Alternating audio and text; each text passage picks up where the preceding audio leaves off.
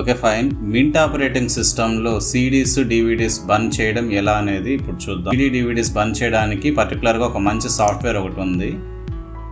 ఇక్కడ మీకు బ్రాసరో అని చెప్పి ఒక అప్లికేషన్ కనిపిస్తుంది చూడండి. చాలా నీట్ ఇంటర్ఫేస్ కలిగి ఉంటుంది అండ్ చాలా ఈజీగా అర్థమవుతుంది కూడా. మంచి యూఐఈ, లైక్ మనకు విండోస్లో నీరో అని చెప్పేసి అందరికీ తెలిసిందే. సో ఆ విధంగా అటువంటి బెస్ట్ ఐటమ్ అనమాట. విండోస్కి వెళ్ళారు అంటే విండోస్లో మీకు నీరో కానీ, అషాంపు కానీ, తర్వాత మ్యాజిక్ ఐఎస్ఓ, పవర్ ఐఎస్ఓ ఇటువంటి బర్నింగ్ సాఫ్ట్వేర్స్ చాలా ఉంటాయి.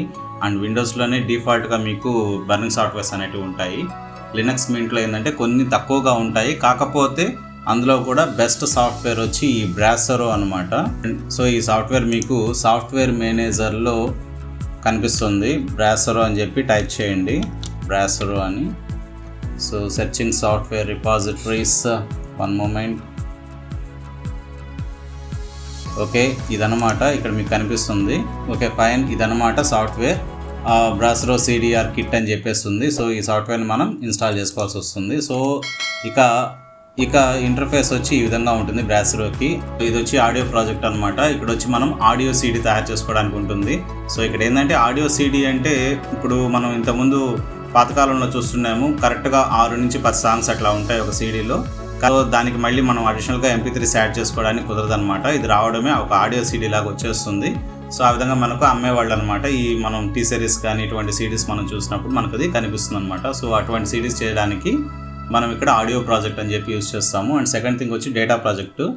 దీని గురించి మీకు తెలిసిందే. డేటా అంటే మీకు అన్నీ వచ్చేస్తాయి, అంటే మీడియా కానీ, డాక్యుమెంట్స్ కానీ, ఏవైనా కానీ ఒక సిడీ డివిడీ తయారు చేసుకోవడం కోసంగా మనం దీన్ని యూజ్ చేస్తాం అనమాట. అండ్ థర్డ్ వన్ వచ్చి వీడియో ప్రాజెక్ట్ అనమాట.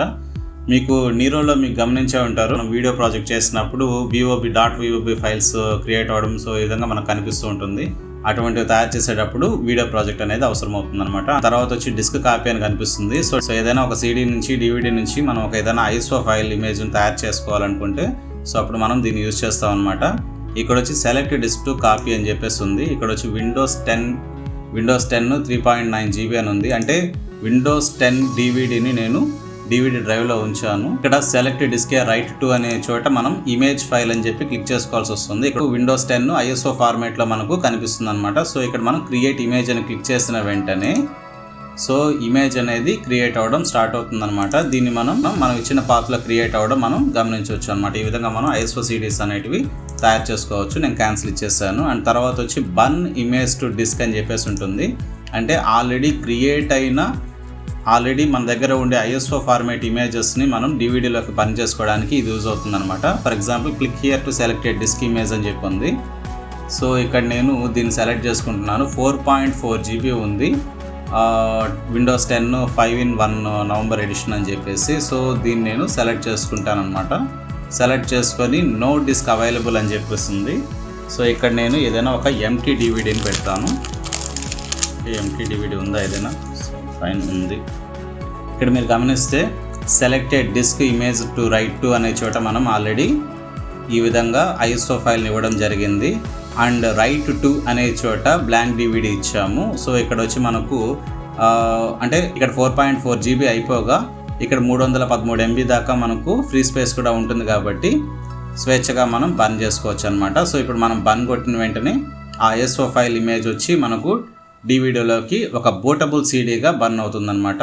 సో ఇది చాలా బాగుంటుంది. అండ్ బర్న్ సెవరల్ కాపీస్ అని చెప్పేసి ఆప్షన్ ఉంది నీరోలో ఉన్నట్లుగానే. సో ఒక డివిడీ తర్వాత ఇంకో డివిడీ మనం అది అయిపోయిన వెంటనే బయటకు వచ్చేస్తుంది. సో ఆ డివిడీని తీసేసి మళ్ళీ మనం ఇంకో ఎంటీ డివిడీ పెట్టుకొని ఈ విధంగా మనం చాలా డివిడీస్ చేసుకోవచ్చు అనమాట. సో ఈ విధంగా మనం బ్రాసరో సాఫ్ట్వేర్ని యూజ్ చేసుకోవచ్చు. Best burning tool in Linux Mint operating system. Linux మింట్లోనే కాదు, వేరియస్ లినక్స్ ప్లాట్ఫామ్స్లో మీకు ఇది అవైలబుల్గా ఉంటుంది. కావాలంటే దీన్ని మీరు ఒకసారి ట్రై చేయండి. ఓకే, సో ఈ వీడియో మీకు కనుక యూజ్ అయితే నలుగురికి షేర్ చేయడానికి ట్రై చేయండి. Okay, thank you very much.